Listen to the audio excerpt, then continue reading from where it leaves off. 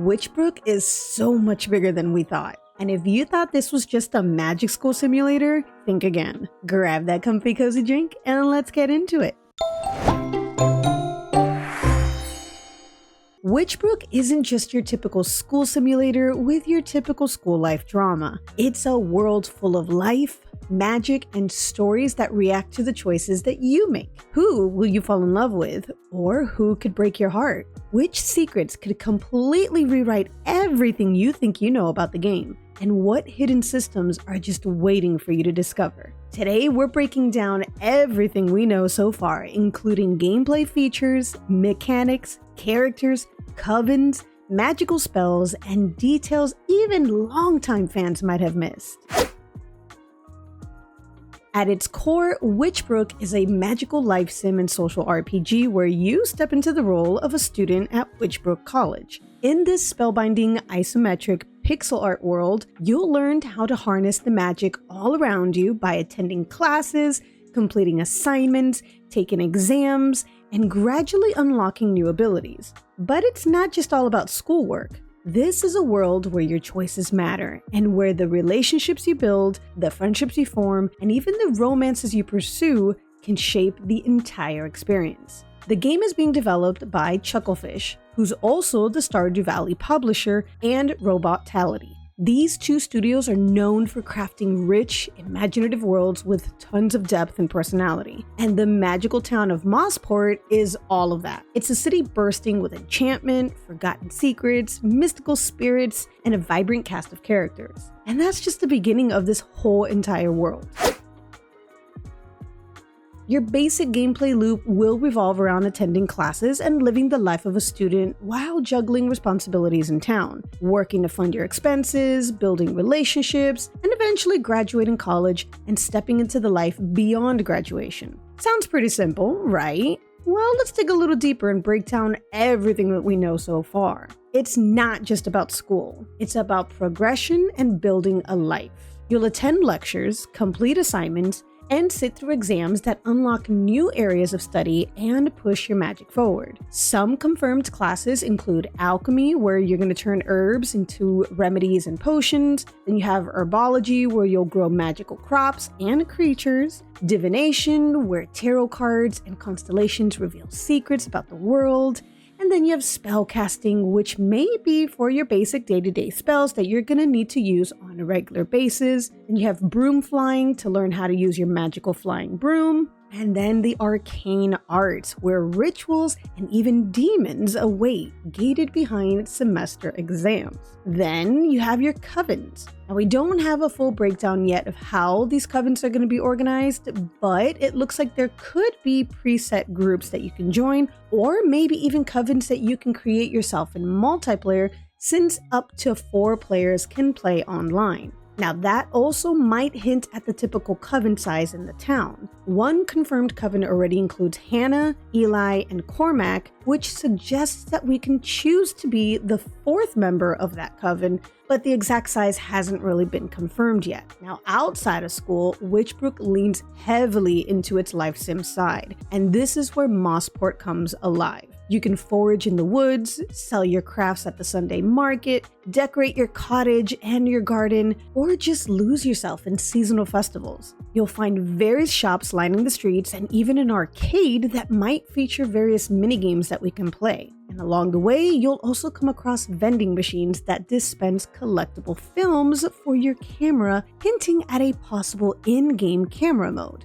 One teased option is the vintage warm filter, which you can get in a vending machine, but it's also referred to as expensive, meaning it might just be another economic decision that you'll have to balance. And the economy is at the core of how you progress in this game. Money isn't just for buying cosmetics and building up the cutest cottage ever as we live out our cottagecore living dreams. No.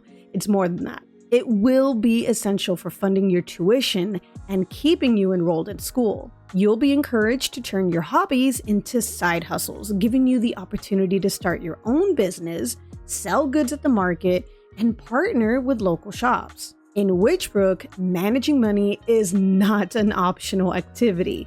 It's critical if you want to move forward. Now, we do have 2 in-game currencies already spotted in screenshots. We have a money icon for our main currency, and then we have a book icon, which could possibly represent academic XP that's going to help level our studies. So on top of maintaining businesses, we'll also be able to access bulletin boards or job boards to see if any locals have any tasks to be completed to help us earn some extra cash and these experiences or this new XP on the side. Relationships are another layer that add both charm and depth. You'll be able to build friendships, fall in love, and even risk heartbreak. As a matter of fact, Chucklefish has confirmed that dates can fail and romances can fall apart. It's not just going to be your lovey-dovey, let's fall in love and be together forever, because Witchbrook wants to capture the ups and the downs of student life. So if you thought you got away from your schooling days, guess what? It's back. That risk makes every choice in your relationship matter, which gives me hope that the NPCs won't be shallow and pointless as they are in many other life sims that we've come across over the years. Customization adds even more personal flair. Your clothing, hair, and accessories are all changeable, and even your broom can be customized. Screenshots have revealed dangling charms or even bags on the front, and unique color patterns and decorations on the bristles in the back. And speaking of vehicles, Mossport is filled with them. Flying brooms are just the start. We have cars, scooters, a functional public bus, and even parked bikes that have been spotted, suggesting that travel will feel like a part of everyday life.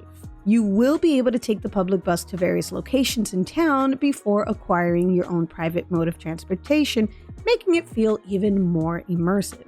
But don't get all comfy in your student and business building routine just quite yet. Combat is also being thrown into the mix. Instead of yielding weapons though, our magic will be our form of defense. It looks like we'll be combining elements into new spells, then testing them in dungeons that are hidden in the surrounding forest. So our magic won't just be for mundane and superficial tasks around town. It's going to be at the core of every single thing that we do. And since we're dealing with tons of magic here, it's only natural to have a mana system that we have to keep up. We'll have 2 bars to maintain from the looks of it. The blue bar confirms it's our mana, but we also have a yellow bar, which usually means stamina. It's not clear though if we're going to have an HP bar since we are dealing with combat, so one can assume maybe this yellow bar will be both stamina and health, or maybe we'll have a health bar somewhere else when we dive into combat. So how are we supposed to keep track of everything here? An action bar has revealed that we have at least 10 icons that indicate various abilities that we'll have. We have a green pin that highlights nearby interactable objects and NPCs, much like a radar system. Then we have a purple hand that seems to let us carry objects and will be used when we're doing delivery tasks. And we have a green stone or a gem that looks to be related to starting rituals, a broom for obviously broom riding, a fishing icon to start your magical fishing ability, seed planting icon which should be to plant your crops in your garden, a shovel for possibly digging up treasures or artifacts, a magnifying glass that might point to research or artifact hunting, a barking dog that could summon a familiar or a pet, although pets have not been confirmed, but seeing that there is a dog and wildlife all around, it is possible. And then we have a yellow star, which is probably your main wand ability to perform the basic magic around town. Now going back to the familiars and the pet theory here, one screenshot does show a freshly hatched dragon in Lorcan's house, leaving fans curious and speculating whether it's exclusively for him, related to maybe a dragon quest, or if we'll be able to hatch our own little dragons. Nothing about that has been confirmed, but how amazing would it be seeing little dragons everywhere? Maybe even as a mount, like our flying brooms? Put all this together and Witchbrook isn't just about balancing classes with downtime, it's about weaving together magic, money, relationships, and discovery in ways that feel both personal and essential to your progress. Now that we've covered the core gameplay loop, let's dive into the story, the characters, and the world of Witchbrook, because this is where the game really starts to come alive. The world of Mossport isn't just a backdrop, it's a living, breathing town that changes with the seasons. flowers will bloom gradually in the spring. Days stretch into long summer days and become shorter in the winter, giving you a variety of in-game length of days. And the citizens themselves adapt to the weather and the season. Everyone has their own routines, whether they're students, residents, or tourists. NPCs have their own homes, schedules, and interests, which means you'll see them out and about doing their own thing, and you'll have plenty of opportunities to help them with requests along the way. But fear not, because if you think you're going to get lost, another thing that's being introduced here is an address system. I have yet to date seen any of these life sim games giving us actual addresses to locate residents. So when you look at the job quest board and you look at all the different quests that you're going to have, certain places are going to be featuring a really cool address that's going to help you locate them. So I think that's an amazing, even more immersive way to bring location and map building into the game. And then the streets are lined with tons of shops that burst with their own charm and personality. Quite a few have actually already been confirmed and showcased in the trailers, each tying into different parts of our student life. We've got the Briny Brush, an art shop run by Sal, a retired fisherman. And from the looks of it, this may not only be a place to buy and sell artwork, but it could also be one of the possible business opportunities for us. But that hasn't really been officially confirmed yet, it's just my own speculation. Then there's the post office, which hires students for part-time work and even has its own adorable little delivery dog named Stamp. How adorable is this dog? And then for food, there's Dobro's, likely a bakery or a cafe, and another cozy little spot called Olive's Cafe. Then we have a casual restaurant, Fish and Chips, also spotted, meaning Mossport's food scene should feel just as lively as the rest of the town. Then on the gardening side, you've got Wildflower, the gardening shop where you're probably going to pick up all your seeds and your supplies. And then for fashion, there's Calico, the clothing shop where you can grab outfits and accessories. And if you want to change your style, then you got Fringe Culture, where you're going to get your hair done and change your look. Now, one thing I didn't see was a furniture shop. So unless I missed it, let me know in the comments below if you guys have seen anything that might hold suspicion to a furniture shop, much like Calico being the clothing shop. Then for your magical essentials, there's Fortunes Untold, which looks like a magic shop that might sell tonics, charms, and ingredients that you're going to need for class. And since you can't have a school life sim without it, there's a proper bookstore in town called Brook Books. But you also have the massive campus library in the college that's probably going to be better for your deep diving academic studies. Now, I'm guessing we're going to be splitting our time between both depending on where we're studying for exams, chasing down spells, or just browsing and exploring around town. And let's not forget, we have the Sunday market. This is going to be where students set up stalls, sell their crafts, and mingle with locals. It ties directly into the economy since starting a business or selling goods isn't just a fun side activity. As we mentioned before, it is critical. And of course, the most important building of all is the school campus, where you're gonna spend a huge chunk of your time. Now, confirmed facilities include the Astronomy Tower for divination and star studies, the Alchemy Lab, the greenhouse, the library, and the school shop. The whole design makes Mossport feel like a living, breathing ecosystem where every shop, class, and side hustle connects together. Seasonal events add more life to Mossport, making the town feel like it's constantly shifting with the year. In the spring, the annual Tulip Festival fills the streets with artisan stalls, special foods, and gifting opportunities, almost like a magical town fair. Then in the autumn, there's a pumpkin growing competition and even hints of a Halloween-styled event that could bring seasonal minigames, quests, or maybe even limited time cosmetics. And these events won't just be window dressings either. They'll likely affect which resources are available and what the townspeople are up to, and even how the world feels depending on the season. And while only spring and autumn events have been teased so far, it feels safe to assume that we're going to have unique festivals in the summer and in the winter too. Whether that's a beachside celebration under the sun or a cozy winter holiday full of lights and tradition, these events could easily become highlights of the year in Mossport. Then we have the lively cast of characters that make up the world of Witchbrook. So far, we've seen several named townsfolk and students, some of whom are already confirmed as your romanceable options. First up, we have Hana Sato, our very first announced dateable character. She works part-time at Calico, the clothing shop, and actually lives in the apartment right above the store. Our second confirmed romance option is Eli Ivers, a post-grad student who splits his time between working on the campus shop, tutoring, and even running the college newspaper. Then there's Cormac, who's confirmed to be coven mates with both Hannah and Eli. He's known for his artistic skills, and most fans agree that he's likely the white-haired NPC that we've seen painting around town and wearing paint-splattered clothing. On the wealthier side of town, we've got Lorcan, who lives in a very lavish home and also attends the college. He's the same character that we mentioned earlier, which is the one that we spotted with a freshly hatched baby dragon in his house, which has sparked tons of speculation. Another student, Fenkel Blomgren, has also been confirmed. He works part-time at Wildflower, the gardening shop, and has been noted as the winner of the town's pumpkin growing competition in the local newspaper. My guess is that Lorcan and Fenkel will probably be the next two announced dateable characters, but I could be wrong. That's just my prediction. Let me know in the comments below who you think will be the next character that is announced as our next romanceable character. Then there's Lorena P. While her character model hasn't been officially identified yet, we do know she's a student who was last seen asking for tips on how to improve her broom riding skills.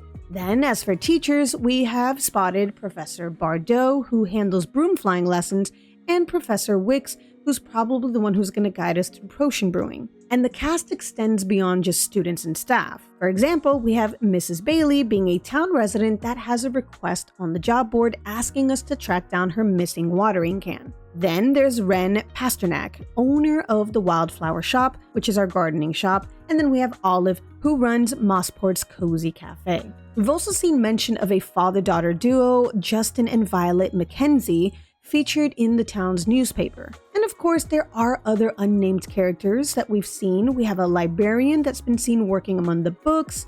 We have a purple-haired girl often spotted with Hannah and Cormac.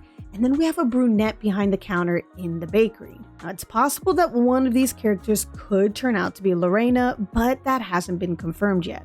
My guess is that Lorena might be the brunette-haired girl, but I could be wrong. Or maybe the purple-haired girl, who knows? We'll see. Altogether, it's a pretty diverse lineup that already hints at the mix of personalities that we're going to be interacting with. We've got students, teachers, shopkeepers, residents, and we're even going to have tourists and all of the different townsfolk.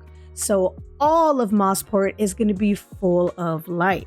Now, even with everything that we've covered so far, Witchbrook still holds a lot of secrets that fans are desperate to unravel. Chucklefish has only teased us with glimpses, and if their track record is anything to go by, there's a good chance that there's hidden mechanics, story twists, and features that we haven't even scratched the surface yet of. For starters, there's the mystical side of Mossport. We know that there's rituals, strange arcane practices, and even demons tied into the arcane arts. That hints at something much bigger than just a casual spellcasting, something darker lurking beneath the cozy charm. Now, while the exact details haven't been revealed, it's easy to imagine this class involving more advanced magical challenges, mysterious tasks, and possibly even encounters that push the limits of our abilities. Arcane Arts looks like it could be one of the most thrilling and unpredictable parts of your studies, potentially tied into the combat system, and I am so excited for that one. Then there's the dragon mystery. The tiny dragon in Lorcan's house has been one of the most talked about screenshots from the game. Is it just a one-off story event tied to him, or does it mean that we'll eventually raise our own little familiars or mythical creatures? If so, could familiars be a whole system that we haven't even seen yet? Different animals or creatures that assist us in battle, farming, or even travel? And of course, there's the question of endgame content. After we graduate, what happens? Will the story continue into full adult life in Mossport, letting us run bigger businesses? Or will graduation mark the start of a new magical chapter, maybe traveling beyond Mossport into entirely new regions? The beauty of Witchbrook is that every little tease feels like the start of a bigger mystery. Whether it's familiars, hidden ruins, or endgame content after graduation, there's this sense that the game isn't just about the daily life. It's about slowly uncovering a magical world that's much deeper than it first appears. Witchbrook is shaping up to be more than just a magical school simulator. From classes and covens to bustling Mossport streets, seasonal festivals, and mysterious arcane arts, every corner of this world promises depth, discovery, and charm. Literally everything that we ask for in life sim games. And with so many secrets still under wraps, from dragons and familiars to what life after graduation might hold, it feels like we're only scratching the surface. So far, the game has been confirmed for PC via Steam, Switch, Switch 2, and Xbox. Now, while we don't have an official release date, we do have a release window targeted for winter of 2025. So what do you think? Which hidden systems are you most excited for, and which ones do you want to uncover? Who do you hope to meet or maybe even romance once Witchbrook finally launches? This is one of my most anticipated games of the year, and I cannot wait to get my hands on this game and take an even deeper dive into this magical and mysterious world. Let me know in the comments below, what are some of your predictions and theories? I'd love to know. And if you enjoyed this video, be sure to like, subscribe, and ring that bell so you don't miss out on all of my future gaming news, reviews, and how-tos. All right, y'all, until the next time, happy gaming. Bye.